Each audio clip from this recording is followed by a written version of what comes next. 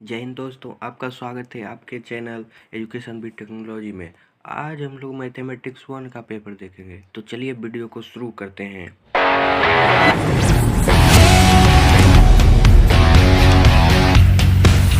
तो आप जानते ही होंगे कि एसबीटी में 70 मार्क्स का क्वेश्चन पूछा जाता है, जिसमें पासिंग मार्क 28 होता है और ये इसमें आवर 3 आवर का होता है। 3 घंटे का ये पेपर होता है और 70 फुल मार्क्स होता है, जिसमें कि 28 मार्क्स लाना होता है। पासिंग मार्क्स है 28 मार्क्स। तो आप पढ़ सकते हैं यहाँ क्या लिखा हुआ है, इसका इंट्रोडक्शन आप पढ़ सकते हैं। All answer all 20 question from group A, each question carries 1 marks. इसका मतलब हुआ कि ग्रुप ए के सभी 20 प्रश्नों के उत्तर दें, प्रत्येक प्रश्न का मान 1 अंक है। Answer all 5 question group B, each question carries 4 marks. मतलब कि ग्रुप बी से सभी 5 प्रश्नों के उत्तर दें, प्रत्येक प्रश्न का मान 4 अंक है।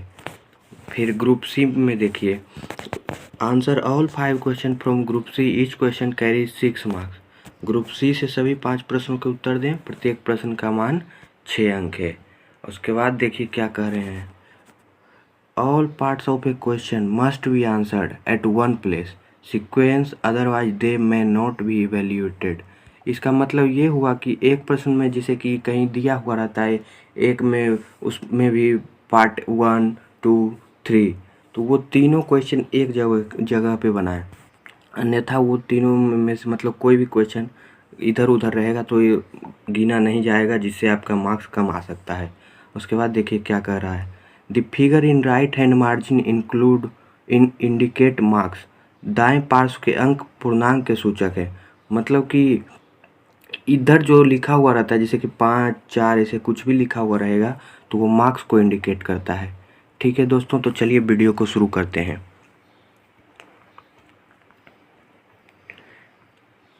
देखिए ग्रुप ए में मतलब कि 20 ऑब्जेक्टिव पूछा जाता है, जो हर एक ऑब्जेक्टिव क्वेश्चन 1 मार्क्स का होता है। तो यहाँ पे चलिए वीडियो को शुरू करते हैं। यहाँ पे देखिए फर्स्ट में क्या इसके बारे में लिखा गया है, choose the most suitable answer from the following options. मतलब कि इसमें 4 ऑप्शन दिया रहता है, उसमें जो मोस्ट सुटेबल जो होगा, मतलब सबसे उपयुक्त विकल्प, उसी को चुनना है। तो देखिए यहाँ पे क्या कह रहा है, the polar form of the complex number, the polar form of the complex number is. तो आप जानते ही होंगे कि पोलर फॉर्म में कॉम्प्लेक्स नंबर क्या होता है, r into cos theta plus आई sine theta, r into cos theta plus आई साइन थीटा।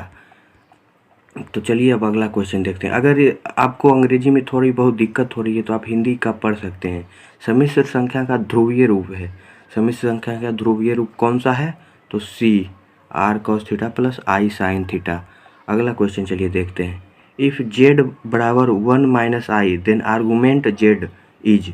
तो आर्गूमेंट जेड इज देखिए कैसे निकलता है। आर्गूमेंट किसी भी मतलब कि आप कॉम्प्लेक्स नंबर को इस प्रकार लिख सकते हैं, एक्स प्लस आई वाई, एक्स प्लस आई वाई, और इसको यहाँ पे x बराबर हो जाएगा इस कॉम्प्लेक्स नंबर के अनुसार 1 और y बराबर हो जाएगा -1। तो आप टेन थीटा निकाल लीजिए, टेन थीटा बराबर क्या आता है, तो π/4 आएगा। और आप जानते ही होंगे कि यदि ये कॉम्प्लेक्स नंबर फर्स्ट क्वाड्रेंट में है तो थीटा ही रह जाता है, यदि सेकेंड क्वाड्रेंट में आता है तो पाई माइनस थीटा, और थर्ड क्वाड्रेंट में है फिर पाई प्लस थीटा, और फोर्थ क्वाड्रेंट में है तो -2 पाई माइनस थीटा होता है। तो ये समझ गए। तो इसके अकॉर्डिंग यहाँ पे दिया हुआ है जेड बराबर 1 माइनस आई, तो इस आर्गूमेंट जेड इसका हो जाएगा -π/4। ठीक है, तो चलिए अगला क्वेश्चन देखते हैं। अंग्रेजी में दिक्कत होगा तो आप हिंदी में भी देख सकते हैं। यदि जेड बराबर 1 माइनस आई तो आर्गूमेंट जेड है, तो आर्गूमेंट जेड इसका हो जाएगा -π/4। चलिए तो थर्ड नंबर का क्वेश्चन देखते हैं, इफ़ x बराबर 1 plus 2i then the value of x square minus 2x plus 5 is.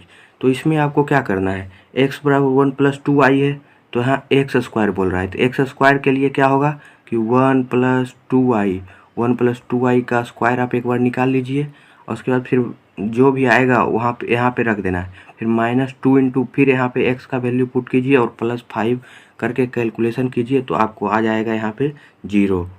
तो ठीक है, तो अगर आपको ये प्रश्न पढ़ने में दिक्कत होगा तो आप यहाँ पे पढ़ सकते हैं। यदि x बराबर 1 + 2y तब x² - 2x + 5 का मान है, तो यहाँ पे क्या मान हो जाएगा दोस्तों? तो यहाँ पे मान हो जाएगा 0। ठीक है, तो अब अगला प्रश्न देखते हैं। The partial fraction of 1/1 + x × 2 + x is. तो पार्शियल फ्रैक्शन जब भी दिया हो और अगर आप कर नहीं पा रहे हैं तो आपको करना क्या है कि जो ऑप्शन में दिया गया है, जो ऑप्शन में दिया गया है सबको करके देखेंगे। अगर इतना आ जा रहा है तो जिसमें आएगा उस ऑप्शन को चूज कर लेंगे। नहीं तो यदि आपको पार्शियल फ्रैक्शन करना आ रहा है तो आप इसको लिख सकते हैं a/1 + x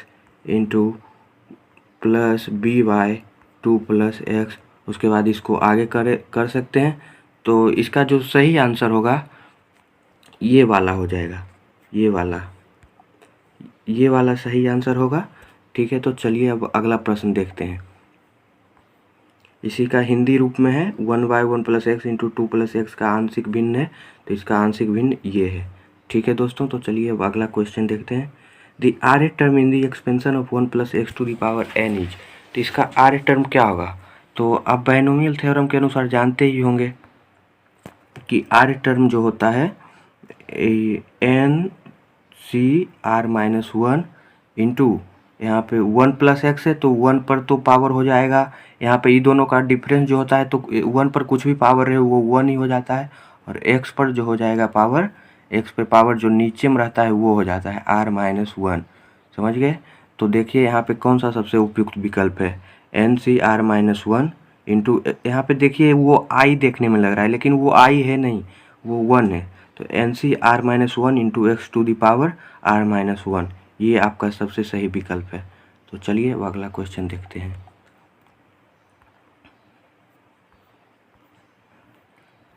आप हिंदी में भी पढ़ सकते हो 1 + x⁴n के विस्तार में आठवां पद है, तो आठवां पद तो इसका भी वही हो जाएगा NCr-1 इंटू x⁴ r-1।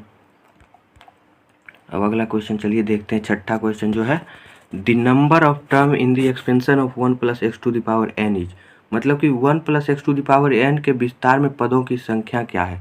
तो जितना यहाँ पे पावर दिया है, जितना पावर दिया है उससे एक ज़्यादा होता है पदों की संख्या। ये बात आप याद रख लीजिए। जितना मतलब कि पावर दिया है उससे एक ज़्यादा पद की संख्या होता है। आप देखिए कैसे जान सकते हैं, a + b पर पावर 0 है तो इसमें कुल कितने पद हैं? यहाँ 0 है तो 0 + 1 यानी कि एक पद होता है। a + b पर पावर 1 यानी कि 1 अगर है तो 1 + 1 यानी 2 पद हो जाता है। तो इसी प्रकार से यहाँ पे कितना हो जाएगा, n + 1। तो चलिए अब अगला क्वेश्चन देखते हैं। इसका हिंदी रूप भी दे सकते हैं 1 + x⁴n के विस्तार में पदों की संख्या है तो n + 1। अब देखिए यहाँ पे क्या है, एक कॉलम मैट्रिक्स है ओनली। मतलब कॉलम मैट्रिक्स में क्या होता है, कॉलम मैट्रिक्स किसको कहते हैं? तो कॉलम मैट्रिक्स कहते हैं कि जिसमें कि एक ही कॉलम होता है, और रो मैट्रिक्स किसको कहते हैं? जिसमें केवल एक रो होता है। यदि कॉलम मैट्रिक्स पूछ रहा है तो केवल एक कॉलम होगा, बाकी रो कितना भी हो सकता है। और रो मैट्रिक्स पूछ रहा है तो उसमें एक रो होगा और कॉलम कितना भी हो सकता है। तो इसके अनुसार मोस्ट सूटेबल कौन सा मतलब कि ऑप्शन है? इसके अनुसार सबसे सूटेबल ऑप्शन है ए कॉलम मैट्रिक्स है जो ओनली 1 कॉलम विथ 1 और मोर रोज, यानी कि ए इसका सही आंसर हो जाएगा। तो चलिए हम अगला क्वेश्चन देखते हैं। क्योंकि अंग्रेजी पढ़ने में थोड़ा बहुत भी दिक्कत हो रहा है तो आप हिंदी पढ़ के समझ सकते हैं और ऑब्जेक्टिव का सही आंसर कर सकते हैं। तो यहाँ पे देखिए अब 8 नंबर का क्वेश्चन क्या है, if A is a m into n matrix and B is a n into p matrix then AB is a matrix of order. तो जब भी ऐसा दिया रहे, A का मतलब कि ऑर्डर कुछ है और B का ऑर्डर कुछ है, तो A और B तभी मल्टीप्लाई होगा जब इसका जो होगा कॉलम और इसका रो दोनों सेम होगा, तब वो दोनों मैट्रिक्स मल्टीप्लाई होंगे। और नया मैट्रिक्स जो बनेगा उसका ऑर्डर क्या हो जाएगा, इसका रो मल्टीप्लाइड बाय इसका कॉलम, यानी कि यहाँ mn इसका ऑर्डर, A का ऑर्डर mn है और B का ऑर्डर np है। तो AB का ऑर्डर क्या हो जाएगा, m मल्टीप्लाइड बाय p। तो इसमें देखिए m/p कौन सा है, C नंबर ऑप्शन है। तो यहाँ पे सही आंसर C हो जाएगा। तो चलिए अब अगला क्वेश्चन देखते हैं। इसी को हिंदी में भी पढ़ सकें, यदि ए एक एम एन मैट्रिक्स है और बी एक एन पी मैट्रिक्स है तब ए बी कोटि का मैट्रिक्स है, तो ए बी कोटि का मैट्रिक्स क्या हो जाएगा, एम इंटू पी हो जाएगा। तो चलिए अब अगला क्वेश्चन देखते हैं। यहाँ पे कह रहा है कि यदि डेल्टा बराबर 1 1 1 ए बी सी, यानी कि मतलब एक डिटर्मिनेंट दिया हुआ है ये, then the value of determinant is, तो इस डिटर्मिनेंट में वैल्यू क्या होगा, तो इसका वैल्यू होगा 0, इसका वैल्यू 0 होगा। देखिए कैसे, आप यहाँ पे 1 1 1 देख रहे हैं, 1 1 1, यहाँ पे बी सी, इसको यदि आप मतलब कि एक्सपेंड करके इसको जब हल कीजिएगा तब 0 आएगा। लेकिन आप यहाँ पे भी देख सकते हैं, इसमें रूल होता है कि किसी डिटर्मिनेंट में कोई भी दो कॉलम या रो को जोड़ दें तो उसका वैल्यू चेंज नहीं होता है। तो यहाँ पे अगर हम इसमें मतलब कि कैलकुलेशन करें थोड़ा सा प्रॉपर्टी उसका लगा करके, तो यहाँ पे जो होगा दो कॉलम आइडेंटिकल हो जाएगा, जिसके कारण इसका वैल्यू जो होगा 0 हो जाएगा। समझ गए दोस्तों? तो चलिए अब अगला क्वेश्चन देखते हैं। यदि इसका हिंदी रूप भी दे सकते हैं, यदि डिटरमिनेंट इतना हो तो डिटरमिनेंट का मान ज्ञात करें तो इसका भी 0 हो जाएगा। अब यहाँ पे देखिए, इफ़ x 833 बराबर 0 then the value of x is, तो इसमें x का वैल्यू निकालने के लिए आपको डिटर्मिनेंट को एक्सपेंड करना आना चाहिए। तो ये डिटर्मिनेंट एक्सपेंड कैसे होता है, क्रॉस ऐसे माइनस ऐसे होता है। तो देखिए x 3 into x minus 8 into 3 बराबर, देखिए यहाँ पे 0 कह रहा है तो 0 दे देंगे, तो यहाँ से क्या हो जाएगा, 3x is equals to 8 into 3 24, इसलिए x बराबर क्या हो जाएगा 8, यानी कि यहाँ का बी जो ऑप्शन है वो करेक्ट है। तो चलिए हम अगला क्वेश्चन देखते हैं, इसी को आप हिंदी में भी पढ़ सकते हैं। अब यहाँ पे देखिए, द वैल्यू ऑफ 1075 इज, तो 1075 का वैल्यू निकालने क्या करना पड़ेगा, तो 1075 को हम लोग ऐसे लिख सकते हैं 1045 प्लस 30 कर सकते हैं, और 10a प्लस बी का फॉर्मूला हम लोग जानते ही हैं, 10a प्लस बी बराबर क्या होता है, 10a plus 10b by 1 minus 10a into 10b। तो इस फॉर्मूला पे हम अगर ये 1045 प्लस 30 को एक्सपेंड करेंगे तो इससे हमारा आंसर जो आ जाएगा ये आ जाएगा 2 प्लस रूट 3, 2 प्लस रूट 3 इसका सही आंसर आ जाएगा। तो ये आएगा तो ये आप सही हो जाएगा। ठीक है, चलिए तो अगला क्वेश्चन देखते हैं। यहाँ पे हिंदी में भी आप पढ़ सकते हैं 10 75 डिग्री का मान। अब चलिए अगला क्वेश्चन देखते हैं। यहाँ पे क्या कह रहा है, इफ़ साइन थीटा बराबर 4/5 then the value of 10 two theta is, 10 two theta का मान निकालने हमको कह रहा है और साइन थीटा हमको दिया गया है। तो हम ऐसा भी कर सकते हैं कि 10 टू थीटा को हम लिख सकते हैं sign to theta by cos two theta, या फिर हम इसी साइन थीटा को भी 10 थीटा में चेंज करके इस 10 थीटा को एक्सपेंड कर सकते हैं हम 10a प्लस बी के रूप में, यानी कि 2 10 थीटा, इसका फॉर्मूला तो आप जानते ही होंगे 2 10 थीटा बटे 1 माइनस 10 स्क्वायर थीटा। और यदि यहाँ से हम साइन थीटा का मान निकाल लेंगे तो ये सब कैलकुलेशन करने के बाद हमारा जो सबसे सही आंसर होगा ये हो जाएगा सी ऑप्शन -24/7। तो चलिए अब अगला क्वेश्चन देखते हैं। यहाँ पे भी वही आप हिंदी में पढ़ सकते हैं और इसका सबसे सही जवाब क्या हो जाएगा, ये सी -24/7। अब यहाँ पे देखिए क्या है, कॉसेक इनवर्स x बराबर π/4 है, then the value of x, तो x का वैल्यू पूछ रहा है, x का वैल्यू पूछ रहा है तो हमको x का वैल्यू निकालने के लिए क्या करना पड़ेगा। यहाँ पे दिया गया है कि कॉसेक इनवर्स x बराबर π/4, इसलिए x बराबर क्या हो जाएगा कॉसेक π/4, यानी कि x बराबर कॉसेक π/4। अब कॉसेक π/4 का वैल्यू क्या होता है 1/sin π/4, या फिर आप कॉसेक π/4 का डायरेक्ट वैल्यू आप जान सकते हैं क्या होता है। तो यहाँ सबसे सही जवाब होगा √2 होगा, तो x बराबर क्या हो जाएगा √2 आंसर। तो चलिए अब अगला क्वेश्चन देखते हैं। हिंदी में भी पढ़ सकते हैं, यदि कॉसेक इनवर्स x बराबर π/4 हो तो x का मान क्या है, तो x का मान √2 होगा। अब यहाँ पे देखिए क्या है, इफ साइन 18 डिग्री बराबर √5 - 1/4 then value of cos 36 degree. तो कॉस 36 का हम वैल्यू कैसे निकालेंगे, कॉस 36 को हम लिख सकते हैं कॉस 2 इंटू 18 डिग्री, यानी कि कॉस 2 थीटा बराबर होता है ना एक फॉर्मूला 1 - 2 साइन स्क्वायर थीटा, तो 1 - 2 साइन स्क्वायर थीटा, यहाँ पे थीटा क्या हो जाएगा 18 डिग्री, 18 डिग्री, यहाँ साइन 18 का मान दिया हुआ है तो 1 - 2 साइन स्क्वायर 18 निकालेंगे और साइन 18 की जगह पे ये वैल्यू पुट करेंगे। ये वैल्यू रखने से फिर कैलकुलेशन करने के बाद हमारा सबसे सही जो विकल्प है इसमें ये आ जाएगा। ये आप कॉपी पर भी कर सकते हैं और मतलब कि जहाँ पर भी है मन कर सकते हैं। तो चलिए हम अगला क्वेश्चन देखते हैं। यदि आपको अंग्रेजी पढ़ने में दिक्कत हो रही होगी तो आप यहाँ हिंदी में भी पढ़ सकते हैं। यदि साइन 18 बराबर √5 - 1/4 तो cos 36 का मान तो आप पढ़ सकते हैं। चलिए अब 15वां क्वेश्चन देखते हैं। तो यहाँ पे देखिए 15वां क्वेश्चन क्या कह रहा है। The equation of the line which is parallel to x axis and passes through the point 1 - 5। मान लीजिए ये एक्सिस है, ये एक्सिस है और क्या कर रहा है, the equation of the line which is parallel to x axis, यानी कि वो जो लाइन है वो x एक्सिस के समांतर है और पास क्या कर रहा है, कहाँ से, 1, -5 से। मान लीजिए कि 1, -5 कहाँ पे वो पॉइंट मिल सकता है हमको, यहाँ पे पॉइंट मिल सकता है। मान लीजिए यहाँ मिला तो वो जो लाइन है स्ट्रेट लाइन वो एक्स अक्ष के पैरेलल है, वो ऐसे पास करेगा। तो इसका क्या हो जाएगा इक्वेशन, इसका इक्वेशन क्या हो जाएगा, तो y बराबर -5, y बराबर -5 यानी कि y + 5 बराबर 0। इसका सबसे सही विकल्प ये वाला है। तो चलिए अब अगला क्वेश्चन देखते हैं। आप हिंदी में भी पढ़ सकते हैं। सरल रेखा का समीकरण जो एक्स अक्ष के समांतर है तथा बिंदु 1 - 5 से गुजरती है, तो इसका सबसे सही जवाब क्या हो जाएगा, y + 5 बराबर 0। तो चलिए अब अगला क्वेश्चन। यहाँ पे देखिए क्या कह रहा है, the slope of the line 3y बराबर 2x + 1। तो इसका स्लोप क्या हो जाएगा, तो 3y बराबर दिया है हमको 2x + 1, 2x + 1 तो y बराबर क्या हो जाएगा, 2/3x + 1/3। ये 3 को हमने उधर भेज दिया तो ये हो गया। तो आप ये जानते हैं ना y बराबर mx + c होता है लाइन का इक्वेशन। और यहाँ पे देखिए m इसी फॉर्म में हमने इसको भी लिख दिया, तो m के जगह पे क्या है, 2/3 यानी कि स्लोप यही हो गया। यहाँ पे स्लोप क्या हो जाएगा, 2/3। आप समझ गए होंगे। तो चलिए हम अगला क्वेश्चन देखते हैं। The equation of the straight line making intercept 3 and 4 on the x axis and y axis respectively is.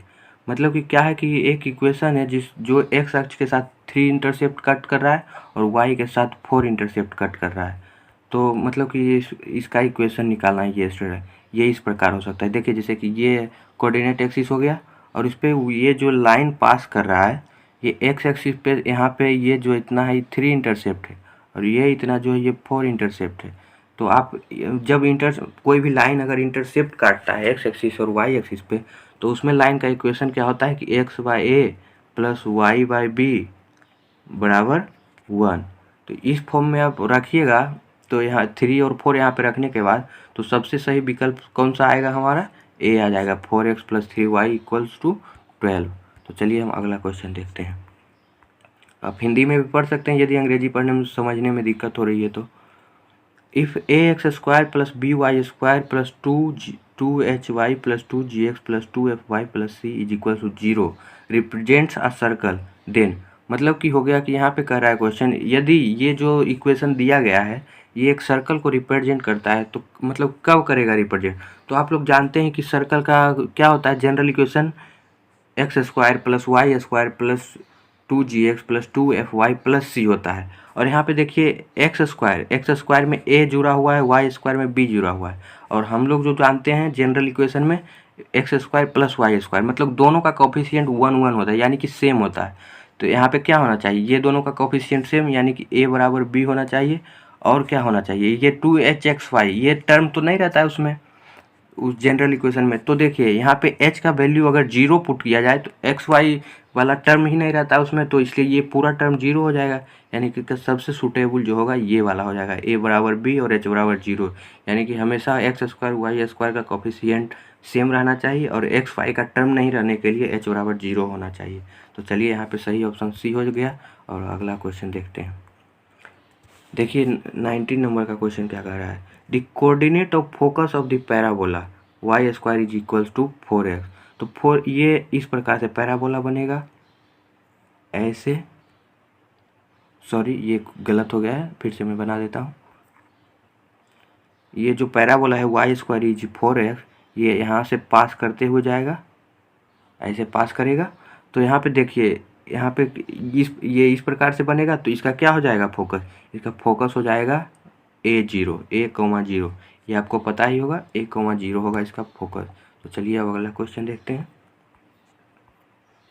यहाँ पे देखिए the conjugate axis of the hyperbola x square by a square minus y square by b square equals to 1, ये hyperbola का equation दिया हुआ है। तो जो पॉजिटिव में दिया रहता है, जैसे कि यहाँ पे एक्स और वाई है, तो यहाँ पे एक्स वाला टर्म जो है वो पॉजिटिव में दिया गया है। इसका मतलब है कि जो ये बनेगा, क्या कहते हैं, हाइपरबोला बनेगा, वो एक्स एक्सिस पे बनेगा। तो उसका ट्रांसवर्स एक्सिस भी जो होगा वो एक्स एक्सिस पर होगा और कंजुगेट एक्सिस वाई एक्सिस पे होगा। तो यहाँ पे देखिए ट्रांसवर्स एक्सिस ए है, तो कंजुगेट एक्सिस बी, और हमेशा जो भी होता है 2A और 2B में होता है। तो यहाँ पे क्या हो जाएगा, कंजुगेट एक्सिस हमारा 2B हो जाएगा। तो समझ गए ये क्वेश्चन। अब चलिए अगला क्वेश्चन देखते हैं। आप हिंदी में भी इसको पढ़ सकते हैं। अति परवल x square by square minus y square by b square 1 का संयुग्मी अक्ष है, तो क्या हो जाएगा, यहाँ पे 2B हो जाएगा। अब देखिए 20 ऑब्जेक्टिव क्वेश्चन खत्म हो गया। अब जो स्टार्ट होगा वो सब सब्जेक्टिव क्वेश्चन ग्रुप बी आ गया। ग्रुप बी में टोटल 5 क्वेश्चन पूछता है, 5 क्वेश्चन और 4 नंबर का होता है। तो टोटल कितने नंबर का हो गया, 20 नंबर का। और प्रत्येक क्वेश्चन में एक अथवा क्वेश्चन दिया रहता है। अथवा मतलब कि और में, तो आप या तो जो दिया गया है वो बनाइए या उसके अथवा में जो दिया गया है वो बनाइए। तो यहाँ पे देख सकते हैं क्या है क्वेश्चन, इफ एक्स बराबर 1/2 into 5 minus root 3 i then find the value of इतना। तो आप इसका वैल्यू निकाल सकते हैं। और उसके बाद देखिए इसके अथवा में क्या दिया गया है,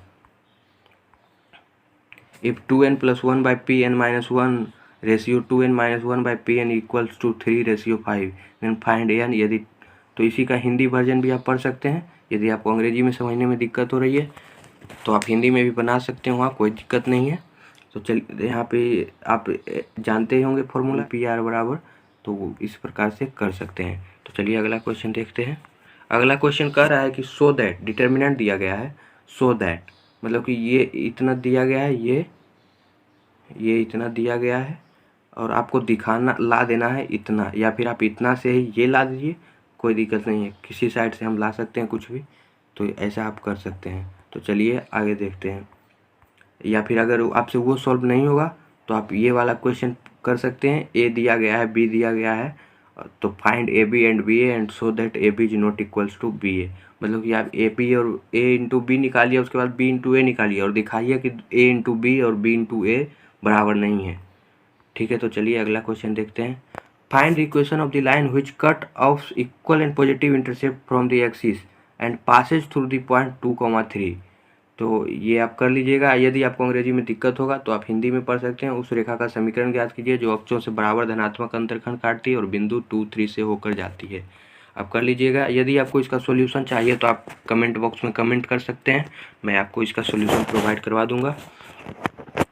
अब देखिए अगला क्वेश्चन क्या कर रहा है। Find the equation of the hyperbola which focus is 2 the directrix is x + y is equal to 9 and the eccentricity is 2। यानी कि क्या कर रहा है, उस अति परवलय का समीकरण ज्ञात कीजिए जिसकी नाभि 2 नियता x + y = 9 और उत्केंद्रता 2 है। तो आप इसको कर लीजिएगा। नहीं तो अगर आपको इसका सॉल्यूशन चाहिए तो आप कमेंट बॉक्स में मैसेज कर सकते हैं। अब देखिए यहाँ पे 5 नंबर का क्या क्वेश्चन है। इफ़ अल्फा प्लस बीटा बराबर theta and 10 alpha ratio 10 beta equals to x ratio y, prove that sine alpha minus beta बराबर x - y by x + y into sine theta. आप कर लीजिएगा। और अगला क्वेश्चन देखिए, इसका अथवा में क्या दिया गया है, prove that 1070 equals to 1050 plus 1020। आप ये दोनों में से कोई एक क्वेश्चन कर सकते हैं। अब देखिए 6ठा नंबर का क्वेश्चन क्या है, 210 अल्फा बराबर 210 beta, prove that 10 alpha minus beta बराबर साइन 2 बीटा बटे 5 माइनस कॉस 2 बीटा। इस क्वेश्चन में कुछ ना कुछ तो प्रिंटिंग मिस्टेक है, या तो यहाँ प्रिंटिंग मिस्टेक है या फिर यहाँ प्रिंटिंग मिस्टेक है। तो चलिए अब इसका अथवा में देखिए क्या है। यहाँ पे देखिए क्या कर रहा है, prove that cot 6 into cot 42 into cot 66 into cot 78 equals to 1। तो आप वो इसके पहले वाला क्वेश्चन कीजिए या ये कीजिए, दोनों में से कोई एक करना है। अगर आपसे यहाँ तक हो गया तो चलिए अब अगला क्वेश्चन देखते हैं। अब ग्रुप सी का पैटर्न होता है कि इसमें भी 5 क्वेश्चन बनाना होता है और प्रत्येक क्वेश्चन 6-6 मार्क्स का होता है। तो यहाँ पे फिर कितने मार्क्स हो गए, 30 मार्क्स। और ग्रुप बी में 20 मार्क्स, ग्रुप बी में 4 इंटू 5 हुआ था तो 20 मार्क्स, और ग्रुप ए में जो 20 ऑब्जेक्टिव बनाए थे तो टोटल कितना हो गया, 20 20 40 30 70 मार्क्स का टोटल, 70 मार्क्स। तो चलिए अब ये ग्रुप सी का क्वेश्चन देखते हैं, जो कि प्रत्येक क्वेश्चन 6 मार्क्स का होगा और 5 क्वेश्चन सॉल्व करना है। तो प्रूव दैट 1 + i पर power n + 1 - i to the power n equals to 2 × n + 2/2 × cos n π/4। आप ये प्रूव कर सकते हैं where n is a positive integer, या फिर अब इसका अगला क्वेश्चन और में जो दिया है वो कर सकते हैं। Find the partial fraction of 1, इतना का आंशिक भिन्न ज्ञात करें, मतलब कि इसका पार्शियल फ्रैक्शन करना है। तो आप लोग दोस्तों जो अलजेब्रा में दिया गया है डिटर्मिनेंट और फिर ये पार्शियल फ्रैक्शन, ये सब क्लियर कर लीजिएगा, एकदम बढ़िया से बना लीजिएगा, क्योंकि इससे एक क्वेश्चन 6 मार्क्स का हमेशा पूछता है। फिर देखिए क्या है, if the rth term in the expansion of 1 + x to the power 20 has its coefficient equal to that of the r + 4 term, find r। तो यदि आपको अंग्रेजी समझने में दिक्कत होगा तो आप हिंदी में पढ़ सकते हैं, तो ठीक है आप पढ़ लीजिएगा। अब अगला क्वेश्चन देखते हैं, इसका अथवा में आप सॉल्व कर सकते हैं। क्या है कि solve the following equation using matrix method, यानी कि यहाँ पे एक इक्वेशन ये है, एक इक्वेशन ये है और एक इक्वेशन ये है, 3 इक्वेशन दिया रहता है।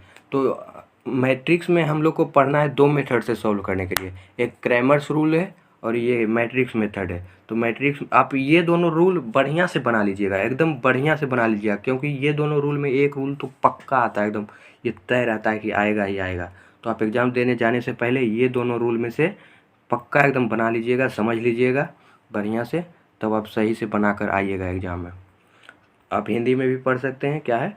उसके बाद फिर 9 नंबर का क्वेश्चन है, find equation of the straight line drawn through the point of intersection of 3x - 2y + 4y 0 and 3x + 4y + 2 = 0 and parallel to 6x + 7y + 8 = 0। मतलब कि दिया गया है कि जो हमें जिस लाइन का हमें इक्वेशन निकालना है वह ये लाइन 3x +